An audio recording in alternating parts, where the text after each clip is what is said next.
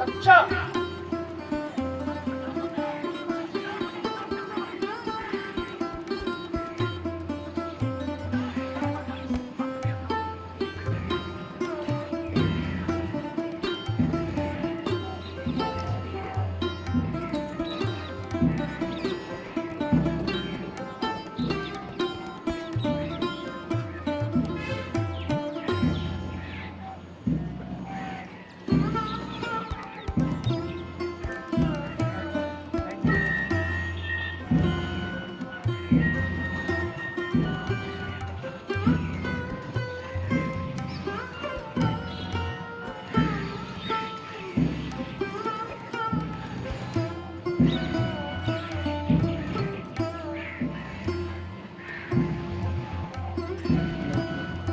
धीरे धीरे।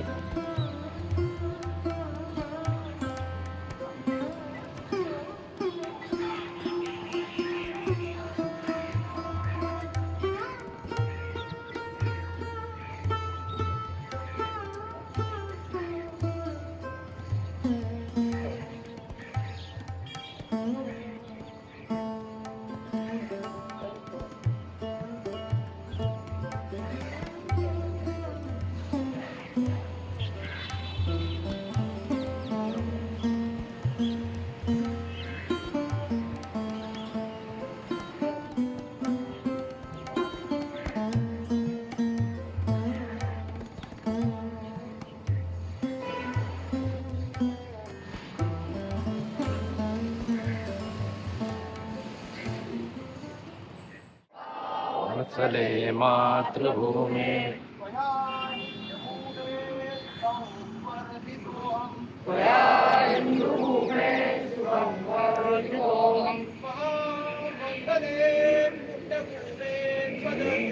महामंगले पुण्यभूमे त्वदर्थे तत्त्वेशकायो नमस्ते नमस्ते। प्रभो शक्तिमन् हिन्दुराष्ट्राङ्गभूता मासि संगे हितपूर्तये अजयां च विश्वस्य देहिशक्तिं सुशीलं जगत्तेनं ब्रह्मवे।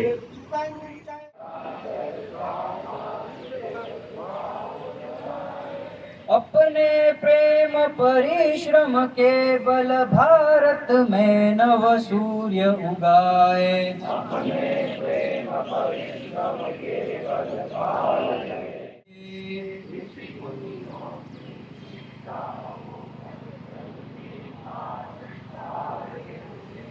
राह रपटती परस्पर पूरक पोषक हृदयों में रसधार सृजन।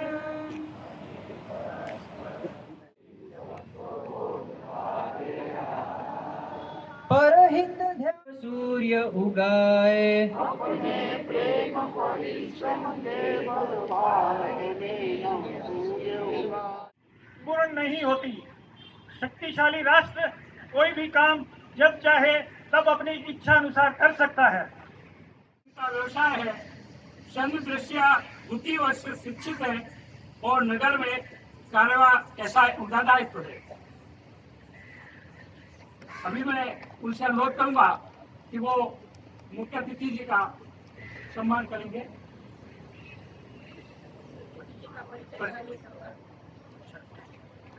मैं आगे हमारे जो मुख्य अतिथि है उनका परिचय करके देता हूं। आज के उत्सव के मुख्य अतिथि हैं डॉक्टर उपेंद्र शंकर किनीवलेकर जी, वरिष्ठ बाल रोग तज्ञ हैं। आप 35 ईयर से कमलेश अस्पताल और 10 वर्ष से अपोलो अस्पताल में सेवाएं दे रहे हैं। आप देश के प्रतिष्ठित बाल रोग तज्ञ हैं। आपने बाल चिकित्सा विज्ञान पर कई पुस्तकें लिखी है। आपको अनेक राष्ट्रीय और अंतर्राष्ट्रीय पुरस्कार मिले हैं। आपने और आपके परिवार ने समाज सेवा के उच्च आदर्श स्थापित किए हैं। हमारे आज के दूसरे मुख्य अतिथि हैं श्रीमती सारिका नवाथे जी, जो सिनेमा जगत की जानी मानी कलाकार हैं। आपने अनेक फिल्मों, टेलीविजन धारावाहिक में काम किया है। आपने नाट्य मंचन और एड फिल्मों में भी काम किया है। सारिका नवाथे जी के पति श्री हर्षवर्धन नवाथे जी कौन बनेगा करोड़पति के प्रथम विजेता है, जो एक स्वयं में अपनी पहचान रखते हैं एवं प्रतिष्ठित कंपनी के सीईओ हैं। सभी को नमस्कार। सबसे पहले विजयदशमी की आपको और आपके समस्त परिवार को बहुत बहुत शुभकामनाएं। राष्ट्रीय स्वयंसेवक संघ राज्य सरसंघचालक डॉक्टर केशव बलिराम हेडगेवार जी ने 1925 में ये संगठन बनाया और संगठन का मुख्य उद्देश्य था हिंदू समाज को संगठित करना। और आज हम इतनी संख्या में यहाँ हैं, तो ये अपने आप में लगता है कि हमारे लिए सार्थक हुआ है। मैं आप सबको आभार प्रकट करता हूँ कि आप यहाँ पे आ जाए, और स्पेशली एनएमएमसी, पुलिस प्रशासन और हमारे जो भी प्रत्यक्ष या अप्रत्यक्ष रूप से यहाँ पे इस प्रोग्राम में हिस्सा लेने वाले सभी लोगों का बहुत बहुत आभार। आदरणीय श्री पाटिल जी, श्री अनूप कुमार शर्मा जी, मैडम नमस्ते जी, और यहाँ पे इकट्ठा हुए सभी स्वयंसेवक, मेरे साथियों, सबको विजयादशमी की हार्दिक शुभकामनाएं। 2025 की इस विजयादशमी के अवसर पर राष्ट्रीय स्वयंसेवक संघ अपनी 100वीं वर्षगांठ मना रहा है, और इसकी उपलब्धि पे मैं आप सबको जोरदार तालियों के साथ आप सबका स्वागत करता हूँ। हम सब जानते हैं कि राष्ट्र के सामाजिक, सांस्कृतिक और राष्ट्रीय स्तर पर राष्ट्रीय स्वयंसेवक संघ अपनी एक छवि बनाए रखा है, और एकता और अखंडता को मजबूत रखने के लिए हर दिन, हर सुबह, शाम, रात आप सब लोग काम कर रहे हैं। मैं यहाँ पे आरएसएस के काम के बारे में बात करने के लिए आया है। मुझे एक बाल रोग विशेषज्ञ की हैसियत से यहाँ पे बुलाया गया है। जैसा कि इन्होंने बताया, पिछले 35 साल से मैं नेहरू में वास्तव में कर रहा हूँ, मेरा हॉस्पिटल है, और पिछले कई साल से हमारी जो अखिल भारतीय बाल रोग तज्ञ संगठन है, इंडियन अकेडमी ऑफ पीडियाट्रिक्स, उसका मैं राष्ट्रीय अध्यक्ष भी रह चुका हूँ। और इसकी बदौलत हमारे 50,000 साथियों के साथ कई तरह से काम और बच्चों की समस्याओं के बारे में आपको अवगत कराना चाहता हूँ। हमारे आदरणीय प्रधानमंत्री का कहना है कि 2047 हमारा देश एक विकसित राष्ट्र के नाम से होना चाहिए। विकसनशील ये संज्ञा बहुत पुरानी हो गई, और कई सदियों से हम सुनते जा रहे हैं कि भारत एक विकसनशील राष्ट्र है, विकसनशील राष्ट्र है, लेकिन हम विकसित कब होंगे, when will be developed nation, ये सवाल हम सबके मन में है। और उन्होंने हमको दिखाया कि 2047 में हम जो अपनी 100वीं वर्षगांठ हमारी आज़ादी की मनाए जाएंगे, तभी हमारा देश एक विकसित राष्ट्र होना चाहिए। लेकिन उसके लिए सबसे बड़ा जो प्रॉब्लम है वो है हमारी हेल्थ इश्यूज, और मैं आपको 2-4 चीज़ों के बारे में अवगत कराना चाहता हूँ। सबसे पहले आपको मालूम होना चाहिए कि हमारे देश में भले युवकों की संख्या काफ़ी बड़ी है, बट फिर भी the health issues are going to be phenomenal. Diabetes में हमारा देश का पूरी दुनिया का कैपिटल है। आज की तारीख में दुनिया में सबसे ज्यादा डायबिटीज हमारे देश में है, और उसकी सबसे बड़ी वजह है मोटापा बच्चों में। आप जानते हैं कि जो 5% था वो आज 20% बच्चे ओवरवेट, ओबेसिटी में कैटेगरी में जा चुके हैं, और इसका कारण है खेलते नहीं बच्चे। तो इसकी वजह से हमको ये सब चीजों पे ध्यान रखना है। हाइपरटेंशन का मैं उदाहरण देना चाहता हूँ कि बच्चों में 12 साल के अंदर लगभग 35% बच्चों का बीपी हाई पाया गया, और 12 साल के ऊपर 25% बच्चों का बीपी हाई पाया गया।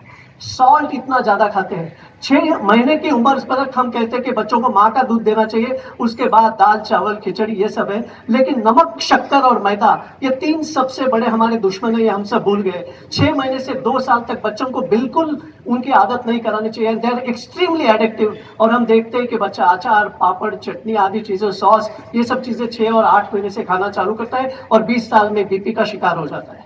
सो ये बहुत बड़ा प्रॉब्लम हमारे पास है। डायबिटीज है, ब्लड प्रेशर है, मानसिक स्वास्थ्य बच्चों का गया है। मोबाइल एडिक्शन इतनी तरह से बढ़ गया, आप सब लोग जानते हैं। लेकिन मानसिक स्वास्थ्य, 7 में से 1 बच्चा एंजाइटी, डिप्रेशन, किसी प्रॉब्लम का शिकार है।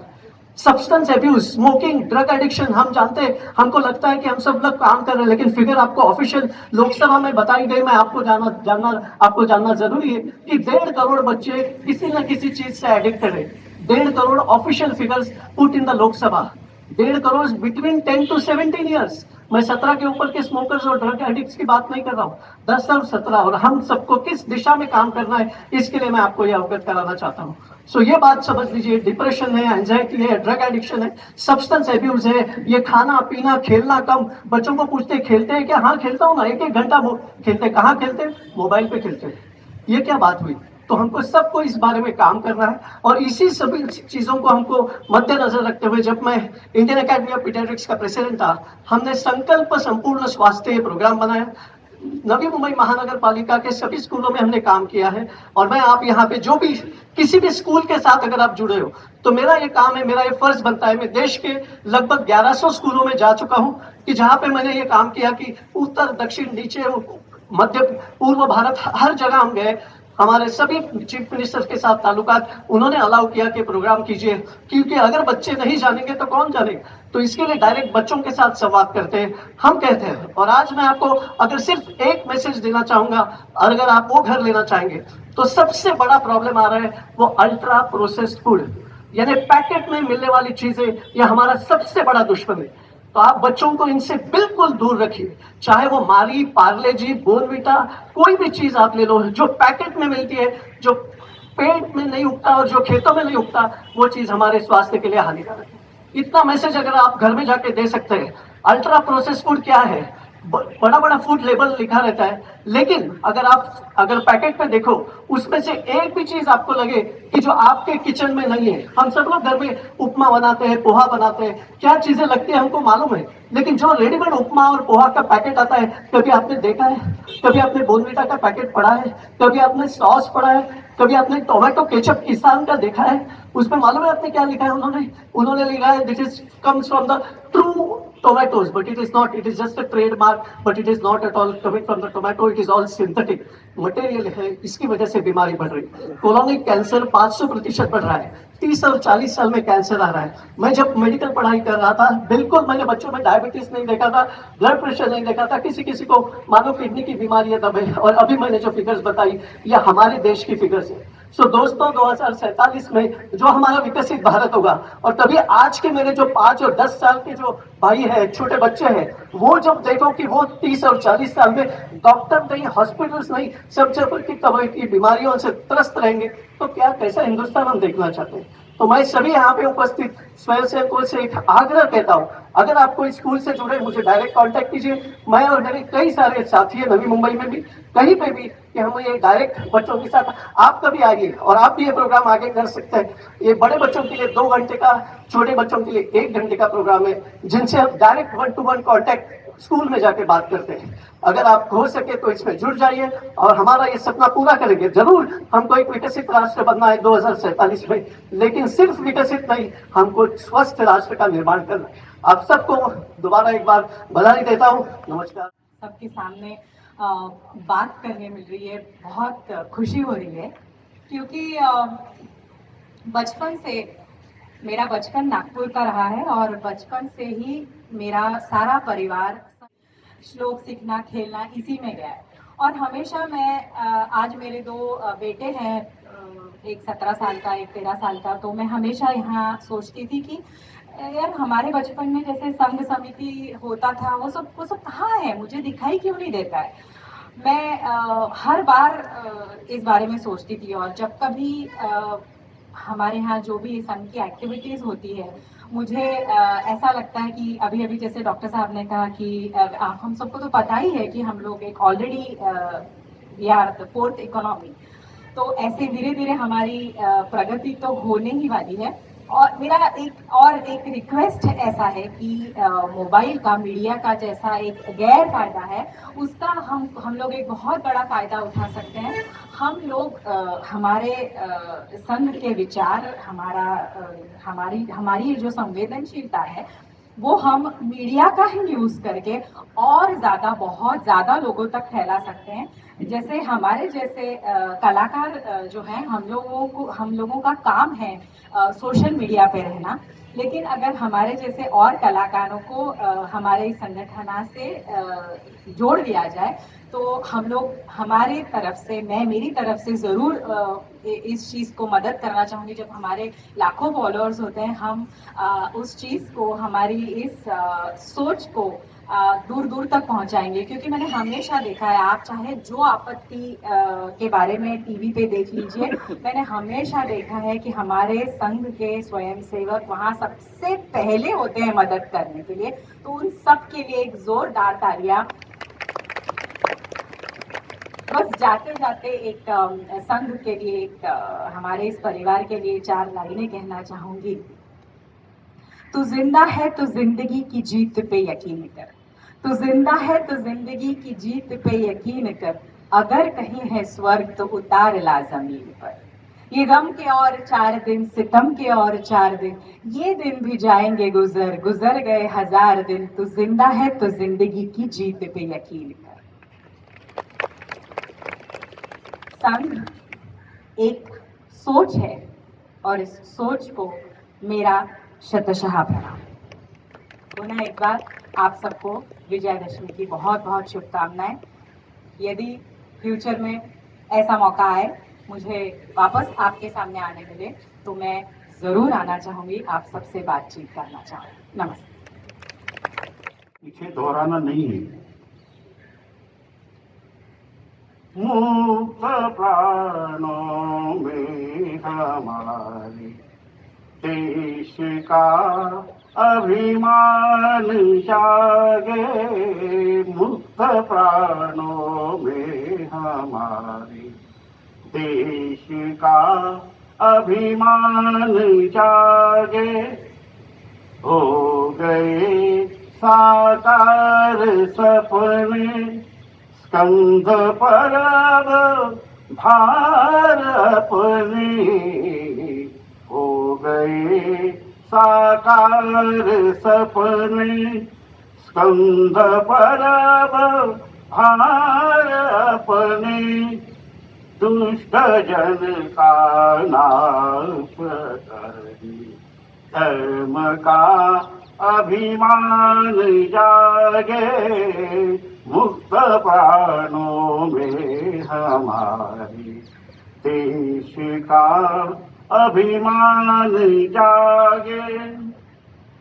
स्वार्थ परता से विलग हो, त्याग सिंचित ध्येय मग हो, स्वार्थ परता से विलग हो, त्याग सिंचित ध्येय मग हो, देश पर ही शुभमन की प्राण पहचान मांगे, मुक्त प्राणों में हमारे देश का अभिमान जागे।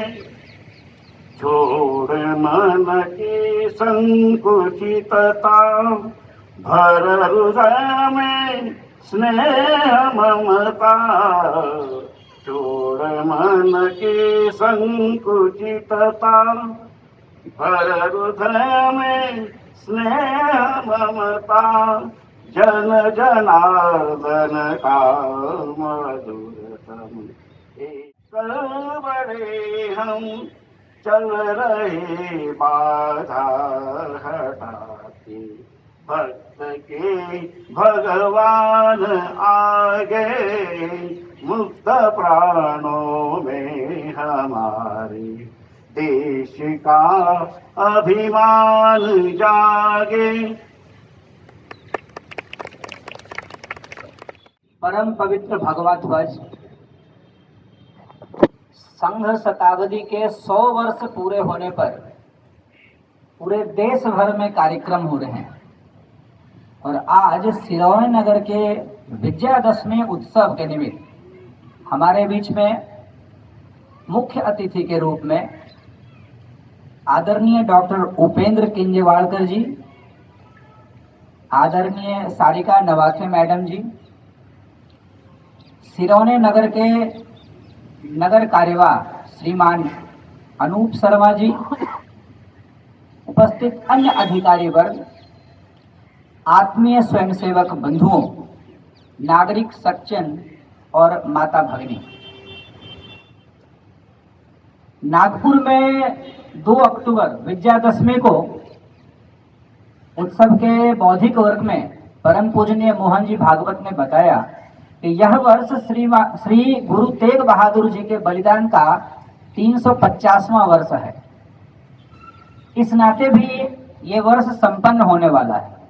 हम कहते हैं उनको हिंद की चादर, जिन्होंने अत्याचार, अन्याय और सांप्रदायिक भेदभाव से समाज को मुक्त रखने के लिए अपना सर्वस्व न्यौछावर कर दिया, अपना बलिदान किया, उनको आज नमन है।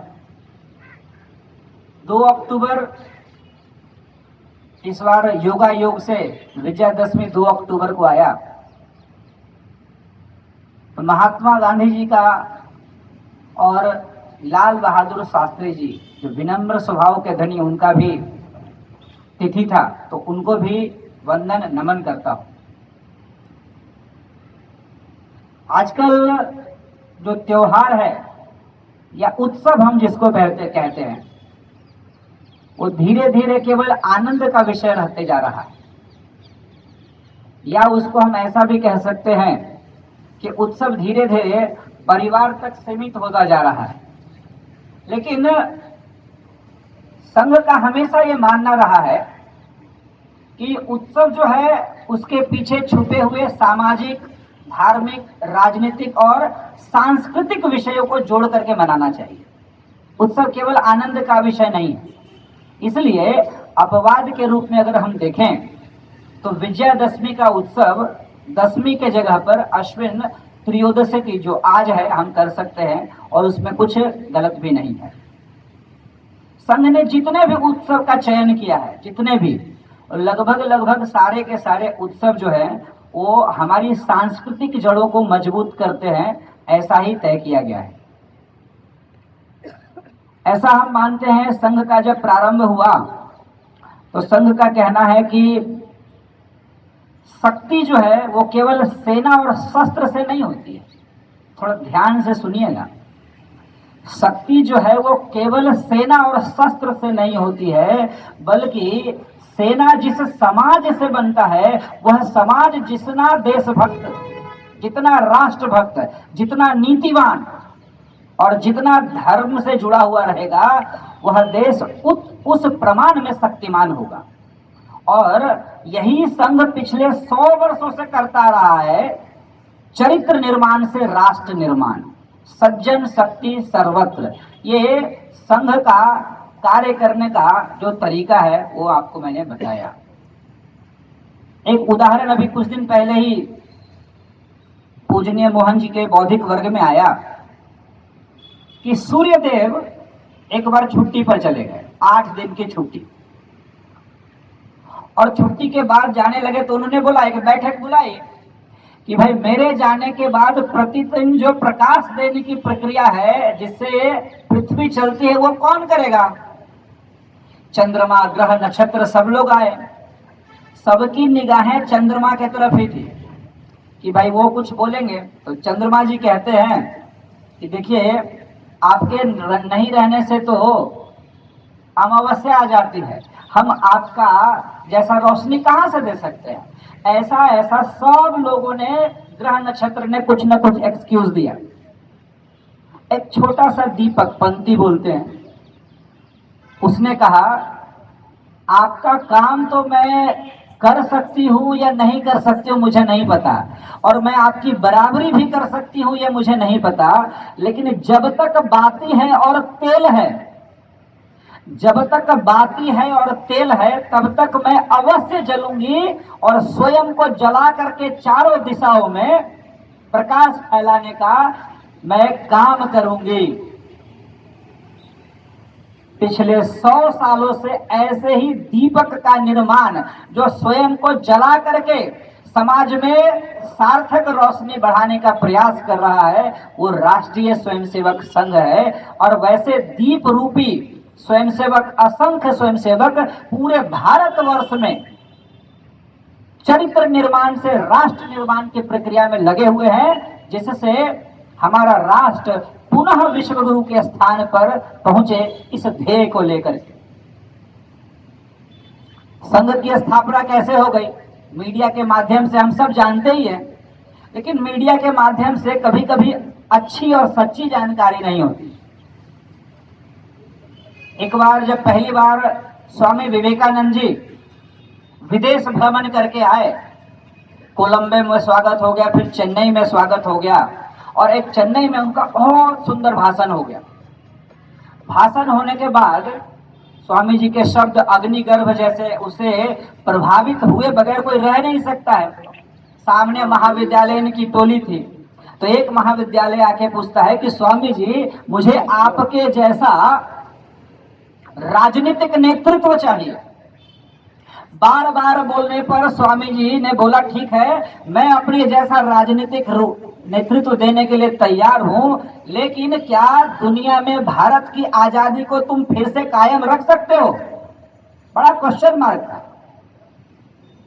उस समय के तात्कालिक सभी लोग भारत की आजादी के पीछे लग रहे थे, लेकिन डॉक्टर साहब कुशल नेतृत्व, दूरदर्शी, जन्मजात देशभक्त, जो चाहे आप कह सकते हैं। मैं बात कर रहा हूं परम पूजनीय केशव बलिराम हेडगेवार जी की, जो आजादी के 100 साल के बाद की बात सोचते थे कि आखिर इतना बलशाली, विवेकशाली, बुद्धिशाली राष्ट्र आखिर बार बार गुलाम क्यों होता है? कुछ तो कारण होगा ना। अगर ये आजादी मिलती भी है तो आजादी के बाद हम दोबारा गुलाम नहीं होंगे, इसकी गारंटी कौन देगा? मैं कोई डॉक्टर साहब के बचपन की कथा नहीं बताने वाला हूं, हमने बहुत बार सुना भी है, लेकिन अपने दारिद्र्यपूर्ण जीवन होने के बाद भी उनकी पढ़ाई में उनका पहले 10 में आना कभी छूटा नहीं। बात चाहे रानी विक्टोरिया के 60वें जन्मदिन पर मिठाई में, नाली में मिठाई को फेंकने की बात हो, या सीतामढ़ी के किले में जब यूनियन जैक फहरता था, उस यूनियन जैक को हटाने के लिए छोटा सा बालक गुफा बनाने की कोशिश करता हो, या वंदे मातरम जब बैन हो गया तो स्कूल में जब स्कूल इंस्पेक्टर आता है तो ऐसी रचना लगाना कि हर क्लास में स्कूल इंस्पेक्टर के आने के तुरंत बाद सारे विद्यार्थी खड़ा होकर के बोलते थे वंदे मातरम, लेकिन इसकी रचना की किसने की, किसी को कोई जानकारी नहीं। तो ऐसे जन्मजात कुशल नेतृत्व, देशभक्त डॉक्टर केशव बलिराम हेडगेवार के मन में एक विजन था कि आखिर इतना संपन्नशाली, बुद्धिशाली भारत बार बार गुलाम क्यों होता है। तो उसके जड़ में जब वो जाते हैं तो उनको पता चलता है कि यहाँ का जो रिस्पॉन्सिबल समाज है, हिंदू समाज है, जब तक वो जात पात, भाषा, प्रांत, भूषावाद में विभाजित रहेगा, तब तक भारत का उत्थान नहीं हो सकता है, भारत पुनः विश्वगुरु के स्थान पर नहीं पहुंच सकता है। हम सब जानते हैं, मैं नीट के लिए ही प्रिपरेशन कराता हूं। आज भी एमबीबीएस की पढ़ाई और एंट्रेंस कठिन है, उस समय भी एमबीबीएस की पढ़ाई कठिन थी। फिर भी डॉक्टर साहब कलकत्ता मेडिकल कॉलेज से एमबीबीएस करते हैं, और एमबीबीएस करने के बाद वहां के प्रिंसिपल उनको कहते हैं कि आइए आप हमारे साथ जुड़ जाइए, आपके जैसा कोई जुड़ेगा तो कितना अच्छा बात है। डॉक्टर साहब कहते हैं कि मुझे मरीज का इलाज नहीं करता है, समाज में जो जात पात, भाषा, प्रांत और हिंदू विभाजित होकर के चल रहे हैं, उसको संगठित करने की जो दवाई है, उसका उपचार, उसका ढूंढना का प्रयोग मुझे करना है। और संपूर्ण जीवन अविवाहित रह करके समाज में अपना जीवन न्यौछावर करने का जो कार्य 1925 में डॉक्टर साहब ने शुरू किया, आज हम उसके 100वें साल में प्रवेश कर रहे हैं। कुछ तो अनोखी बात जरूर रही होगी, नहीं तो 100 साल पहले कितने संगठन कागज पर शुरू हुए और बंद हो गए, लेकिन संघ अनवरत आगे बढ़ता जा रहा है, बढ़ता जा रहा है। हम सबको मालूम है, पुराने जमाने में जब किसी का देहांत हो जाता था तो 4 हिंदू एक साथ उसी समय आते थे, बाकी को एक साथ आने में बहुत तकलीफ हुई। उस तात्कालिक समय पर डॉक्टर साहब ने कहा था कि हाँ, मैं कहता हूं भारत हिंदू राष्ट्र है और हिंदुओं की स्वाधीनता और आत्मविश्वास भारत की स्वाधीनता की गारंटी है। ये डॉक्टर साहब का जो शब्द था, ये उस समय के लोगों को बहुत चुभता था, लेकिन आज भारत उस दिशा में चलने लगा है। इसलिए डॉक्टर साहब ने ऐसा तय किया कि भारत का जो उत्तरदायी समाज है वो है हिंदू समाज, उसका संगठन करना तय किया। और विजयादशमी के दिन 10-12 बालकों के साथ मिलकर के उन्होंने ये घोषणा कर दी कि आज से हम संघ प्रारंभ कर रहे हैं। विश्वास कीजिएगा, उस समय नाम भी तय नहीं हुआ, बाद में नाम रखा गया है राष्ट्रीय स्वयंसेवक संघ, क्योंकि विजन क्लियर है, हिंदुत्व ही राष्ट्रीयत्व है। हिंदू म्हणजे क्या है, कौन? अभी पूजनीय मोहन जी ने कहा जिसको हिंदू बोलने में आपत्ति हो, हिंदू भी बोलो, आर्यवर्त बोलो, भारत बोलो, लेकिन जो इस भारत माता को अपनी मातृभूमि, जन्मभूमि, पुण्य भूमि मानता है और मर्यादा पुरुषोत्तम श्री राम को अपना पूर्वज मानता है, वो सब हिंदू है। पूजा पद्धति कोई भी हो सकती हो, वो सब एक दिशा में भारत को विश्व गुरु बनाने के दिशा में सोचने लगे। इसके लिए 100 साल का प्रयास लगातार चल रहा है। डॉक्टर साहब का स्पष्ट मत था कि भारत की स्वाधीनता के बाद परम वैभव की जो प्राप्ति है और समाज के विभिन्न समस्याओं का एकमात्र स्थायी समाधान है, वह संगठित और शक्तिशाली हिंदू समाज के आधार पर ही संभव हो सकता है। इसलिए उसका नाम बाद में रखा गया।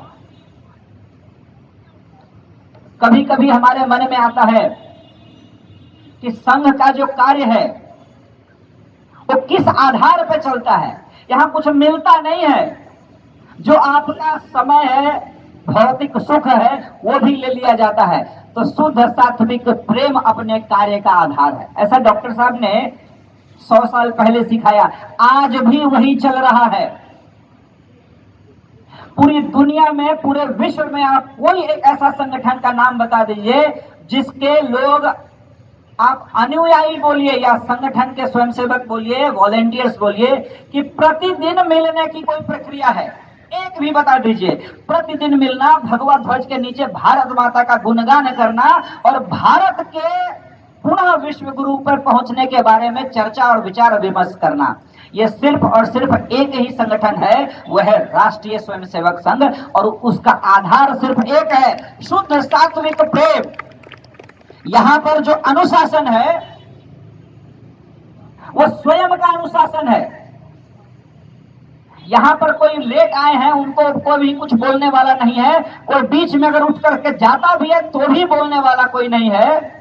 ऐसा संगठन स्वयं प्रेरणा से चलने वाले लोगों का संगठन है। और उसका आधार और ये जो प्रेरणा मिलती है वो एक ही जगह पर मिलती है, वो है संघ की शाखा। हमने सुना होगा, जाति, भाषा, प्रांत, वेशभूषा आदि विविधताओं को भेद मानकर असंगठित हुए हिंदू समाज को हिंदुत्व के आधार पर संगठित होने की कार्य पद्धति का जो निर्माण किया था डॉक्टर साहब ने 1925 में, उसको हम बोलते हैं शाखा। व्यक्ति निर्माण से राष्ट्र निर्माण। जिस राष्ट्र को अगर परम वैभव पर पहुंचना है, अगर उसके नागरिक का चरित्र निर्माण नहीं हो सकता है तो राष्ट्र का निर्माण असंभव है। ये बात ध्यान से समझ लीजिए कि राजनीतिक परिवर्तन से कभी भी सामाजिक परिवर्तन संभव नहीं है, लेकिन हाँ, सामाजिक परिवर्तन से राजनीतिक परिवर्तन संभव है। और यह संघ ने करके भी दिखाया है। समाज परिवर्तन से राजनीतिक परिवर्तन संभव होता है, अर्थात व्यक्ति निर्माण से समाज परिवर्तन, समाज परिवर्तन से व्यवस्था परिवर्तन। इसका उदाहरण भारत के वर्तमान प्रधानमंत्री आदरणीय मोदी जी को आप देख सकते हैं, जो आप ही के बीच से निकले हुए हैं और इसी व्यवस्था से आगे बढ़कर के आज पूरे विश्व में भारत का परचम लहराया जा रहा है। संघ के 100 वर्ष की यात्रा और संगठन की सेवा को अगर हम विचार करें तो 4 भाग में उसको हम बांट सकते हैं। 1925 से लेकर के अगर हम 100 साल समझते हैं तो 4 भाग में 25 साल को आप जोड़ के देख सकते हैं। जब संघ प्रारंभ हो गया तो उपेक्षा और उपहास 1925 से लेकर के 1948 तक क्या ही कर लेगा ये लोग। हिंदू को संगठन करने की बात करता है। डॉक्टर साहब के जो उस समय के मित्र मंडली थे वो उन पर उपहास करते थे, हंसते थे कि जिसको ठीक से नारा बांधने नहीं आ रहा है, जिस बच्चे के नाक से पानी बह रहा है, उसको लेकर के डॉक्टर हिंदू समाज को संगठित करने की बात करता है। लेकिन डॉक्टर साहब के मन में यह पूर्ण विश्वास था कि शुद्ध सात्विक प्रेम से हम संपूर्ण हिंदू समाज को एक दिशा में सोचने के लिए मजबूर नहीं बोल सकते हैं, एक दिशा में सोचने के लिए प्रेरित कर सकते हैं। और आज हमें दिखाई भी दे रहा है। उस समय के लोगों को संघ की आवश्यकता नहीं दिखाई दे रही थी, उसकी आवश्यकता समझ में भी नहीं आई। मैंने जैसे बताया 1940 आते आते पूरे देश भर में एक अखिल भारतीय स्वरूप संघ का दिखाई देने लगा। बाद में पूजनीय डॉक्टर साहब का देहावसान हो गया और अपने जाते जाते MS गोलवलकर परम पूजनीय माधवराव सदाशिवराव गोलवलकर को सर कार्यवाह बना करके वो आगे बढ़ गए। 1948 से जब हम आगे की बात करते हैं 1975 तक 2 बार संघ पर प्रतिबंध लगा। ध्यान देने वाली बात है 1948 में महात्मा गांधी जी के हत्या का झूठा मिथ्या दोष लगा करके संघ को प्रतिबंधित कर दिया गया और उस प्रतिबंध के दौरान स्वयं सेवकों और उनके परिवार को राजनीतिक यातनाएं और विरोध का सामना करना पड़ा। लेकिन समाज है, परिवार हमारा, कोई प्रतिक्रिया नहीं देनी, ऐसा सर पूरा सूचना था। आप विश्वास करेंगे जब इमरजेंसी के टाइम पर राजनीतिक द्वेष के कारण संघ पर प्रतिबंध लगाया गया, संघ के स्वयंसेवकों को घर में घुस घुस कर बेल्ट और टोपी और डायरी देख करके प्रताड़ित किया जाता था, सिर्फ राजनीतिक द्वेष के कारण। और एक ऐसा समय आया कि पूजनीय गुरु जी के घर पर अटैक की बारी आई तो सारे स्वयंसेवक उग्र हो गए। लेकिन गुरु जी कहते हैं दांत और जीभ दोनों अपने हैं, हमें प्रतिक्रिया नहीं देनी है कि सामने जो दांत है वो भी मेरा भाई और बंधु है। ये बात सुनकर के स्वयंसेवकों को लगता है कि आज नहीं तो कल 2 ही प्रकार के लोग हैं, एक अभी स्वयंसेवक है और एक भविष्य में स्वयंसेवक बन जाएंगे। ऐसा विजन पूजनीय गुरु जी का था। इसलिए उन्होंने कहा नहीं, जो हमारे ऊपर अत्याचार करने आ रहे हैं वो भी हमारे बांधव हैं, वो भी हमारे अपने हैं, उनको प्रतिक्रिया नहीं देनी। 1975 की बात आ गई। धीरे धीरे आगे की बात हम सब जानते हैं। तीसरा प्रतिबंध भी लगा था, लेकिन उसकी चर्चा नहीं करूंगा। 1992 में लेकिन गोलवलकर जी के कालखंड में जब ये घटना चली तो मन में विचार आया कि आखिर संघ के बारे में कोई बोलने के लिए, कोई सुनने के लिए तैयार नहीं है। तो अब डॉक्टर साहब पूजनीय गुरु जी के कालखंड में संघ ने अनेक क्षेत्रों में विविध संगठन प्रारंभ किया। विद्यार्थियों के क्षेत्र में अखिल भारतीय विद्यार्थी परिषद, राजनीतिक के क्षेत्र में जनसंघ वर्तमान की भारतीय जनता पार्टी, वनवासी कल्याण आश्रम, भारतीय मजदूर संघ, भारतीय ये VHP, ऐसे बहुत सारे संगठन हैं जो राष्ट्रीय और क्षेत्रीय स्तर पर चलते हैं। तो हम कहते हैं जब आप समाज आपके साथ आपके विजन को जोड़ना चाहता है तो उसके लिए संख्या बल चाहिए। तो अलग अलग संगठन का प्रारंभ किया गया समाज के सहयोग से। अब अगला कालखंड आता है, वो है समाज के सहयोग का 1975 से 2000 तक। आपातकाल में सत्ता परिवर्तन या आप राम जन्मभूमि आंदोलन कहिए या सेवा का कोई भी कार्य करिए, समाज संघ के साथ कंधे से कंधा मिला करके सेवा के कार्य में लग गया। 2000 से लेकर के आज वर्तमान की स्थिति में अगर देखें तो समाज की सहभागिता और स्वीकारिता भी दिखाई देती है। मैं तो दावे और गर्व के साथ कहता हूं, आज स्वीकारिता और सहभागिता से एक कदम आगे गया है। आज अपेक्षा की बारी आ गई है। जैसे हमारे मुख्य अतिथि महोदया ने कहा कि समाज में कोई भी आपदा आती है, प्रशासन का इंतजार न करते हुए संघ के स्वयंसेवक कहीं न कहीं चले जाते हैं सेवा कार्य करने के लिए। वो जात धर्म नहीं देखते हैं, क्योंकि यह संघ का हिंदू स्वयंसेवक संघ नहीं है, राष्ट्रीय स्वयंसेवक संघ है। और यही हमें सिखाया भी गया है।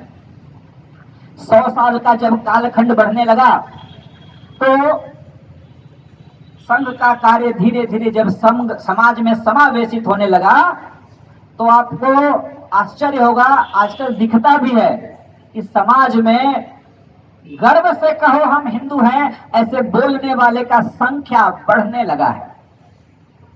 कलावा पहनने वाले का, रुद्राक्ष पहनने वाले का संख्या बढ़ने लगा है।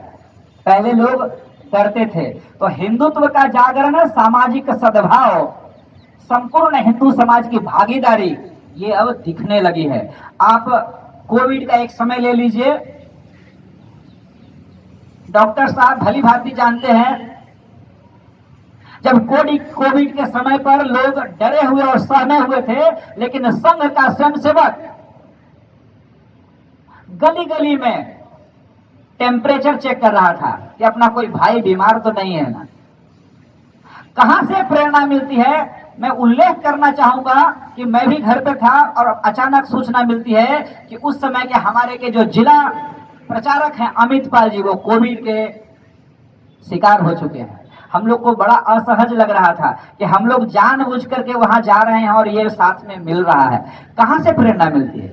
संघ की शाखा, भगवा ध्वज के नीचे भारत माता का जय जयकार, ये से प्रेरणा बनती है कि उस विकट परिस्थिति में भी, और समाज इसको प्रोत्साहित करने के लिए समाज के हमारे साथ मिलकर के काम कर रहा था।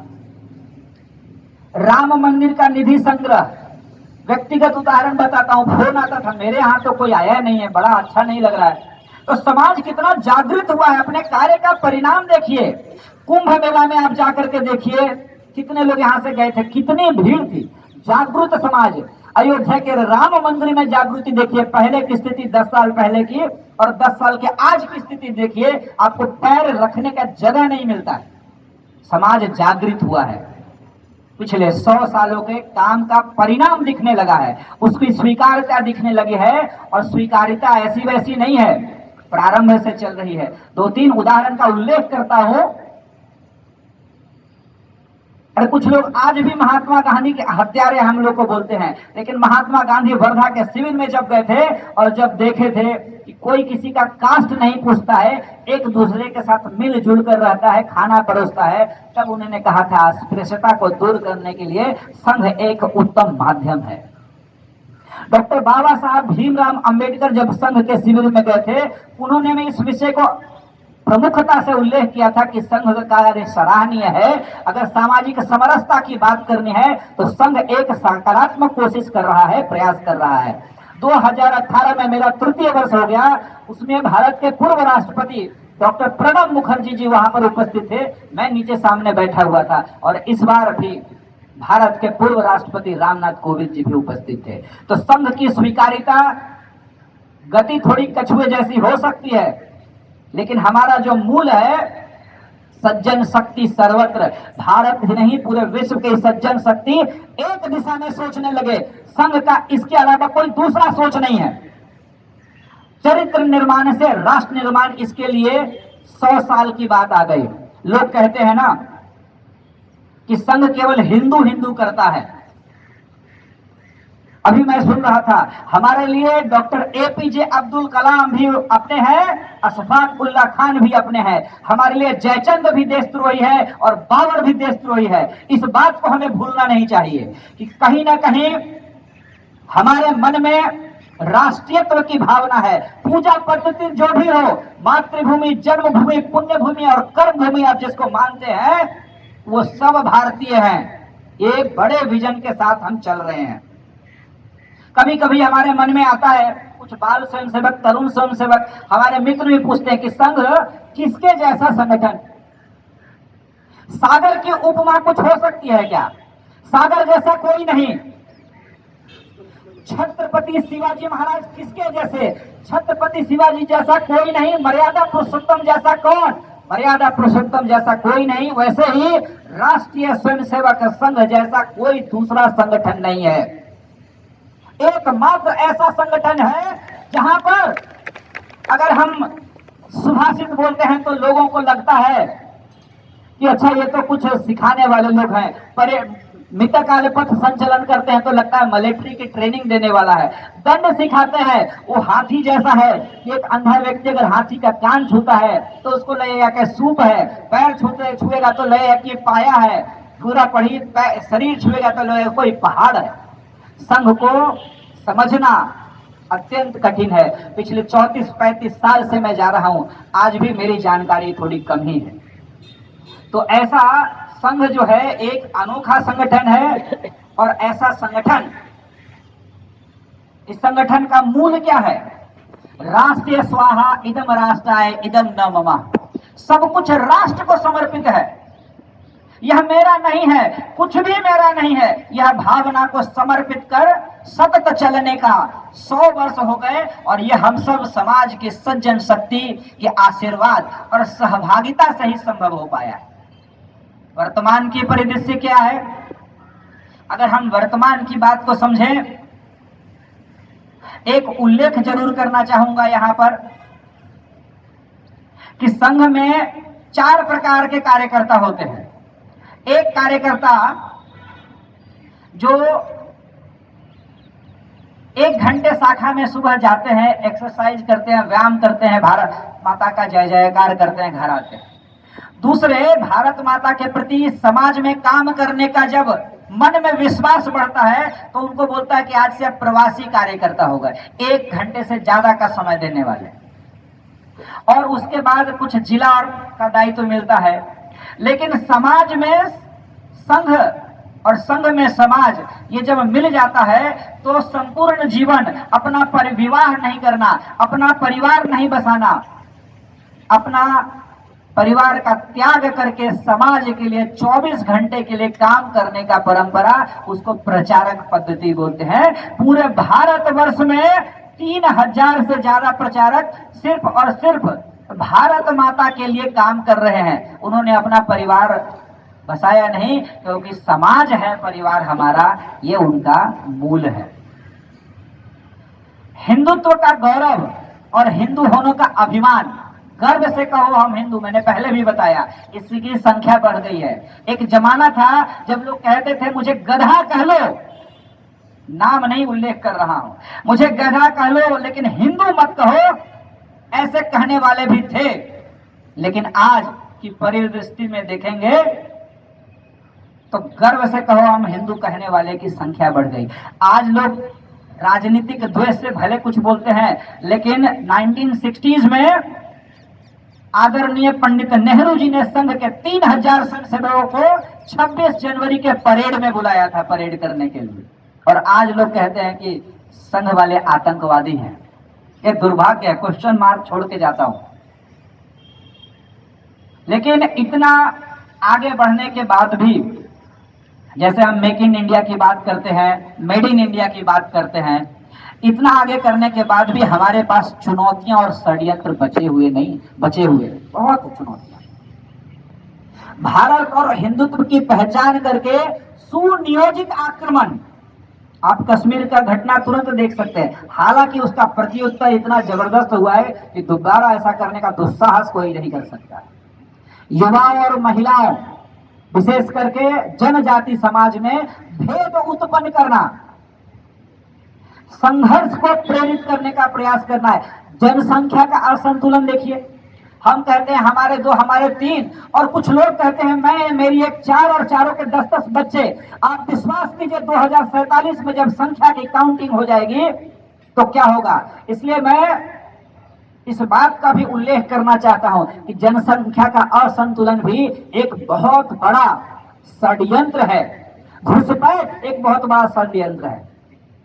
लव जिहाद, आज पूरे भारतवर्ष में लव जिहाद के केस बढ़ते जा रहे हैं। हालांकि संघ और संघ के सहयोगी संगठन इस पर बहुत अच्छे से काम कर रहे हैं कि प्रोत्साहन करने की जरूरत है। नाम बदल करके आते हैं और लव जिहाद का जो शिकार है हमारी माता बहनें हो जाती हैं। इसमें हमारी भूमिका क्या है? इस कारण में देखेंगे तो हमारी भूमिका कहते हैं कि झूठे विमर्श को पहचानना पड़ेगा। झूठा विमर्श क्या है? आरएसएस आरक्षण को खत्म करना चाहता है, झूठा विमर्श। संघ का स्पष्ट मत है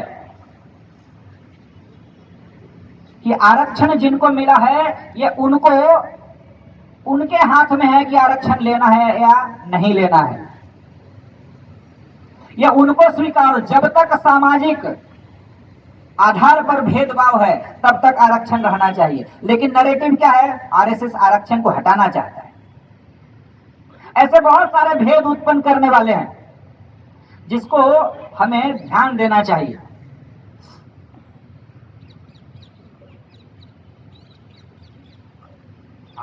दूसरा विषय आ रहा था परिवार। परिवार में सामाजिक मूल्य जो हमें है वो ध्यान में रखना चाहिए और संस्कारों का पुनर्स्थापन करना चाहिए। समाज में समानता का भावना होना चाहिए। शिक्षा और रोजगार में समान अवसर सबको मिले, ये भी हमारा मूल है। एक दूसरे को सम्मानजनक शब्दों का प्रयोग, विश्वासपूर्ण व्यवहार और संवाद करना चाहिए। स्व का बोध है, हम कौन हैं। हमारे बच्चों को हमारे बप्पा रावल, छत्रपति शिवाजी महाराज, महाराणा प्रताप का पराक्रमी इतिहास बताना चाहिए। केवल मुगल की गुलामी का शासन नहीं पढ़ाना चाहिए। इस सब बातों को 100 सालों के बाद संघ ने जब इसका निचोड़ निकाला तो बोला भारत पुनः विश्व गुरु अगर बन सकता है तो हमें 5 बातें ध्यान में रखनी चाहिए, जिसको बोलते हैं पंच परिवर्तन से समाज परिवर्तन और समाज परिवर्तन से राष्ट्र परिवर्तन, जो हमें अपने अपने जीवन में करना चाहिए। संघ का स्पष्ट मत है, मैं फिर से उल्लेख करता हूं, केवल सत्ता से मत करना परिवर्तन की आस, जागृत जनता के केंद्रों। समरसता की बात संघ करता है। पंच परिवर्तन में सबसे पहली बात, हिंदवा सोदरा सर्वे सर्वे सर्वे हिंदू पतितो भवे। सभी हिंदू भाई भाई हैं, कोई पतित नहीं है। मैं यहाँ पर 2 डॉक्टर साहब का उल्लेख करना चाहूंगा। एक डॉक्टर बाबा साहब भीमराव अंबेडकर और दूसरे डॉक्टर हेडगेवार। डॉक्टर साहब ने जिस संविधान के माध्यम से सामाजिक समरसता की नींव रखी, उसको डॉक्टर केशव बलिराम हेडगेवार ने जमीन पर अपने स्वभाव, आचार और व्यवहार से लाने का कार्य किया। वो है डॉक्टर चरितार्थ किया। संघ के तीसरे सरल संघचालक कहते हैं बाला साहब देवरस जी कि अगर अस्पृश्यता कोई पाप नहीं है तो उससे बड़ा कोई पाप हो नहीं सकता है। इसलिए संघ का सबसे मूल है कि समाज में ऊंच नीच का जो भेदभाव है वो गलत है, वो पाप है। उसे हमें कार्यक्रम से काम संभव नहीं है, कार्य करने की आवश्यकता है। कार्यक्रम तो बहुत लोग करते हैं, लेकिन संघ बोलता है कि समरसता बहुत ही जगह पर कार्यक्रम की आवश्यकता नहीं है, कार्य करने की आवश्यकता है। और संघ पिछले 100 साल से उस कार्य को लेकर के चल रहा है। इसलिए शाखा में कोई आता है तो भले परिचय के लिए नाम पूछ लेता है, लेकिन कोई किसी का कास्ट नहीं पूछता है। यह हमारा व्यक्तिगत अनुभव भी है और लोगों का भी अनुभव है। दूसरा पंच परिवर्तन की बात करता है संघ, वो है पर्यावरण। तो पर्यावरण पर हम सब जानते हैं, ज्यादा कुछ उल्लेख नहीं करूंगा, लेकिन पेड़, पानी और प्लास्टिक, इन 3 बातों को ध्यान में हमें रखना है। और तीसरा विषय है कुटुंब प्रबोधन। पूरे भारतवर्ष के बाहर जाएंगे तो सिर्फ भारत ही एक ऐसा देश है जहां पर कुटुंब व्यवस्था आज भी कायम है। आज भी मामा मामी, चाचा चाची, नाना नानी के यहाँ बच्चे घर पे जाते हैं गर्मी की छुट्टियों में, लेकिन शहरी क्षेत्र में थोड़ा कम हो गया है। इसलिए एक आग्रह करूंगा कि पूरे शहरी क्षेत्र के लोगों के लिए कि पूरे भारतवर्ष, पूरे 1 साल में कम से कम 2 ऐसे मित्र बनाइए, व्हाट्सएप और फेसबुक वाला नहीं, कम से कम 2 ऐसे मित्र बनाइए जो आपके फोन करने पर रात को 2 बजे भी आपके पास आ जाए। तो कुटुंब व्यवस्था की बहुत ज्यादा आवश्यकता है। कुटुंब व्यवस्था को तोड़ने का प्रयास किया जा रहा है पश्चिमी सभ्यता के थ्रू। उसका सबसे बड़ा कारण है वेब सीरीज। मैं अपने बौद्धिक वर्ग में इसका उल्लेख करता हूं। क्या दिखाता है वेब सीरीज में? कि नारी शक्ति, जहां नारी को पूजा जाता है, वेब सीरीज में दिखाया जाता है कि नारी ड्रग्स और सिगरेट पी। इसका 5% भी अनुकरण लोग करने लगे तो परिस्थिति क्या हो सकती है। वेब सीरीज में केवल एक्स्ट्रा मैरिटल अफेयर ही दिखाता है। भारत में ऐसा कोई पद्धति नहीं है, लेकिन वो पद्धति हमारे बच्चों को, हमारे नेक्स्ट जनरेशन के दिमाग में डाला जा रहा है।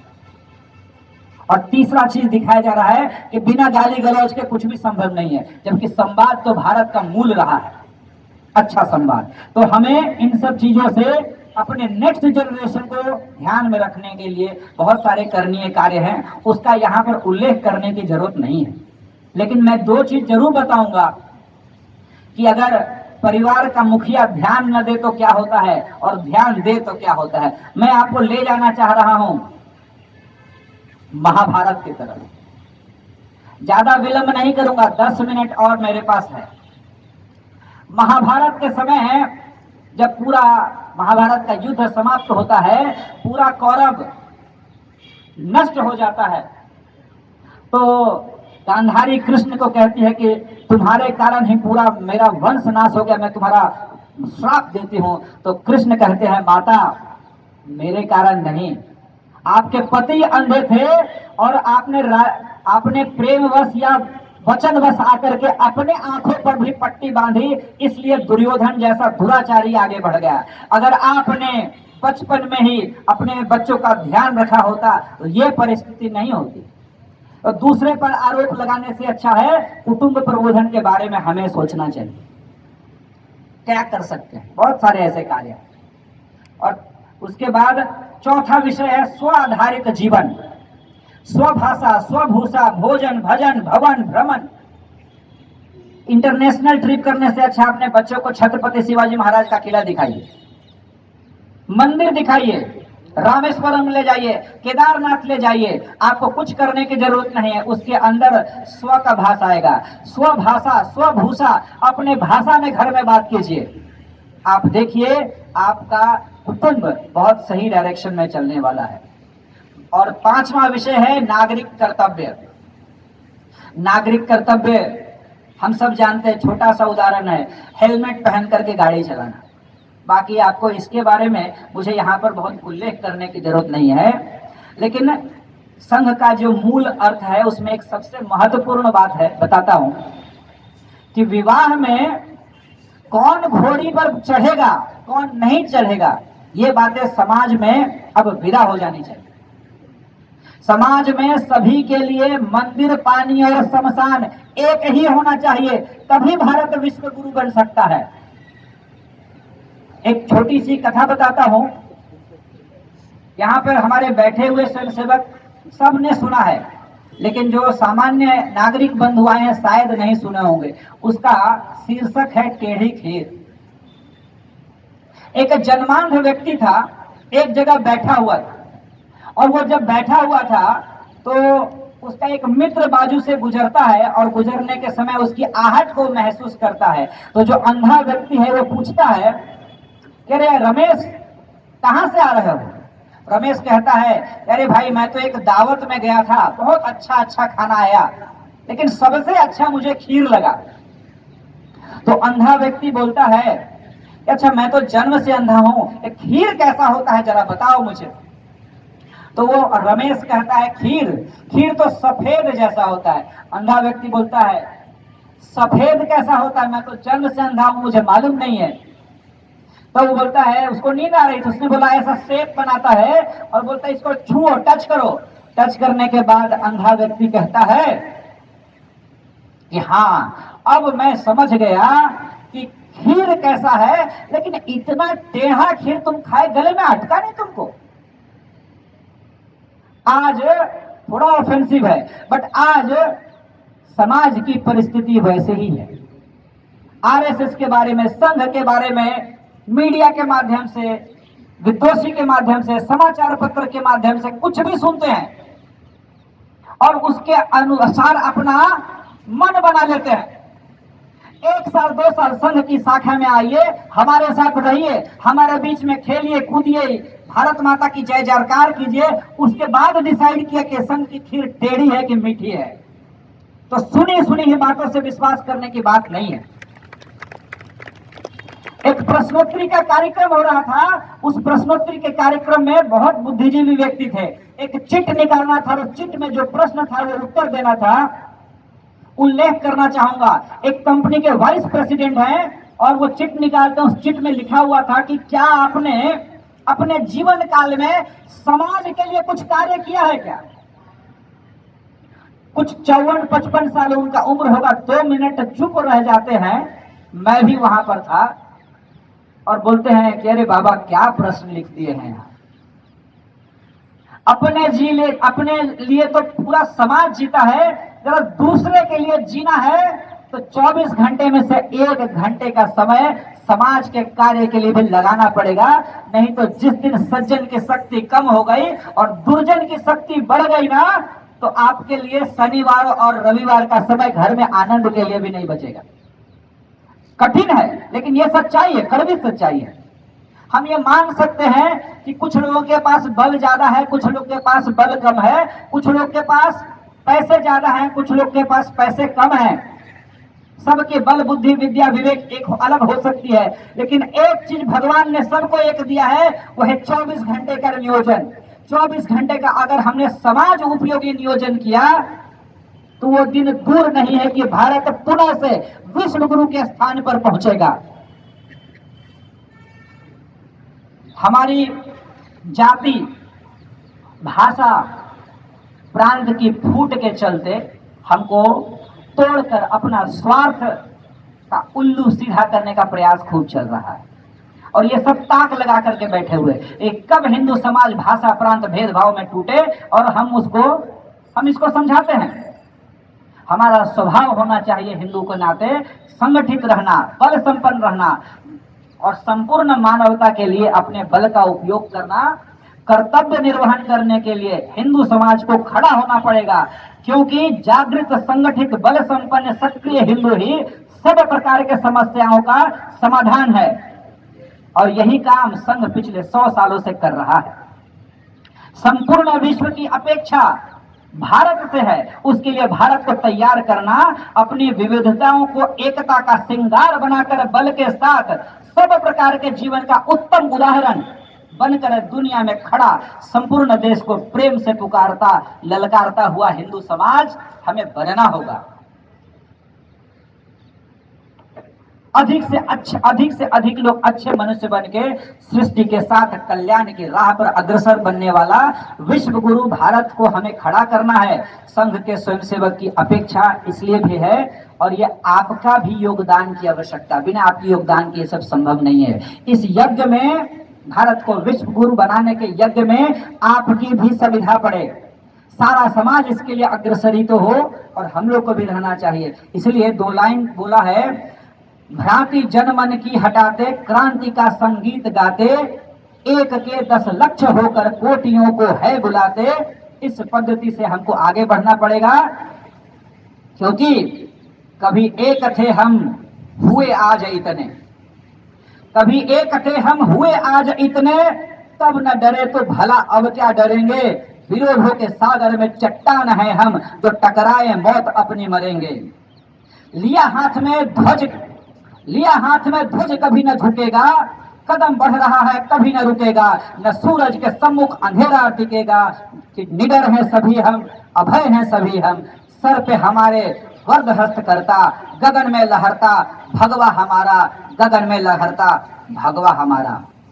अभी कल बताया कि शून्य से एक शतक बने, शून्य से एक शतक बने, अंक की मन भावना, भारती की जय विजय हो, ले हृदय की प्रेरणा। कर रहे हम साधना, मातृभूमि की आराधना, क्योंकि हमने देश को ही देव माना है।